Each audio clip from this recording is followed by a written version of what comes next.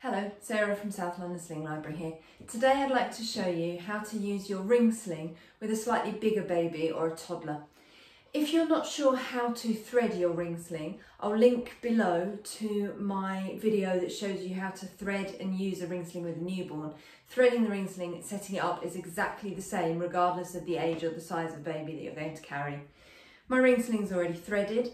I like to have it on my right shoulder so that my baby sits slightly to my left. So I'm going to hold it on my left arm with the rings and the tail in front like that. Then I'm just going to hold it and lift it over my head. When you pop your thumb into the pouch of the fabric like that and pull down, you want this edge to sit roughly where you want your baby's bottom to sit. I'm going to make mine just a tad bigger, knowing the size of the baby that I've got today. If you want to, you can spread this fabric out over your shoulder and across your back. Some people find that helps them to be a little bit more comfortable. So this is where my baby's going to sit. I'm going to keep it bunched up for now, and this is fairly important because this helps me to get the seat right for my baby. Now I'm going to grab my baby. Oh, this is Sam. Sam is wearing size 12 to 18 month trousers, but really what we're doing here today works regardless of the age or the size of the baby. What you'll find is younger babies will sit round in front of you a little bit more. Bigger babies will sit more towards your hip because it's naturally where you would carry them, but having the sling around them means you don't have to stick your hip out to support them. So what I'm going to do with Sam is I'm going to lift him quite high up on my shoulder like that, and I'm going to just take his feet through the sling, and then I can just allow him to sit on my hip as he would if I was going to hold him without the sling. What happens, I fling that out of the way, you can see that fabric goes right into his knee pits, and it does that on both sides, and his bottom hangs right down over the edge, over the front edge of that fabric, and it creates a really deep seat, like a deck chair seat. You imagine that Sam was sitting in a deck chair, this is what would happen. It's a really kind of deep squat position.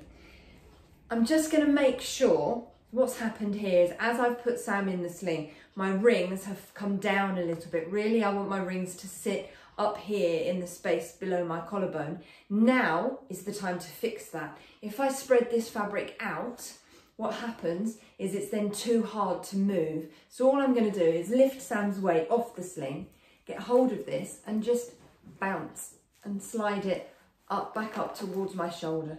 That's better. And then I let Sam sit again. And my rings are now in a much better position, and Sam's back in this squat kind of deck chair style seat.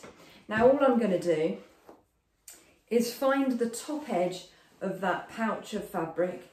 I can kind of find it around there. It's got a bit of a seam to it so I can feel it.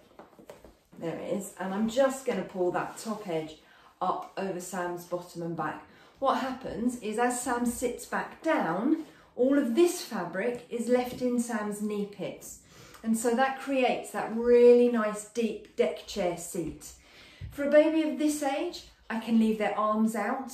If your baby's a little bit younger and they're not quite sitting unsupported yet, you can kind of keep the top edge of the sling right up into the nape of their neck if you need to. So Sam's going to have his arms out. I'm going to make sure that this fabric comes all the way up to Sam's armpits to prevent him leaning back. Then I'm just going to take this slack and I'm going to pull it towards my rings, and then I'm going to tighten by pulling out and across Sam's back. And it really is as simple as that.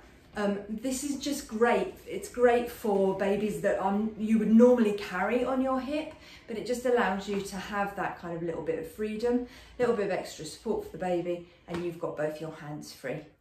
If Sam was of weight-bearing age, obviously being a demo doll, Sam has no muscle tone and doesn't bear his own weight on his feet, but if I had a an actual baby of this size and they wanted to get down, I could just crouch down and pop that seat out from under his bottom and just let him put his feet on the floor and off he goes. So they're really good for the kind of mummy up, and as soon as you get them up, they go mummy down sort of stage.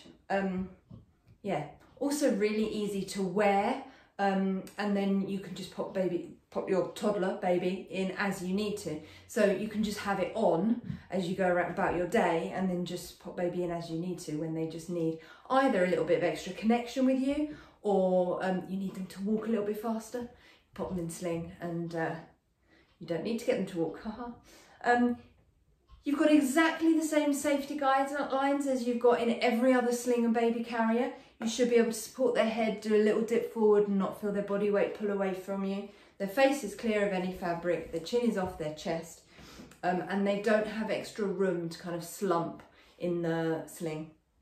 To get Sam out, I'm basically going to reverse the process. As I said, if Sam was weight bearing, I could just crouch down and release the bottom of the Sling and let Sam put their feet on the floor.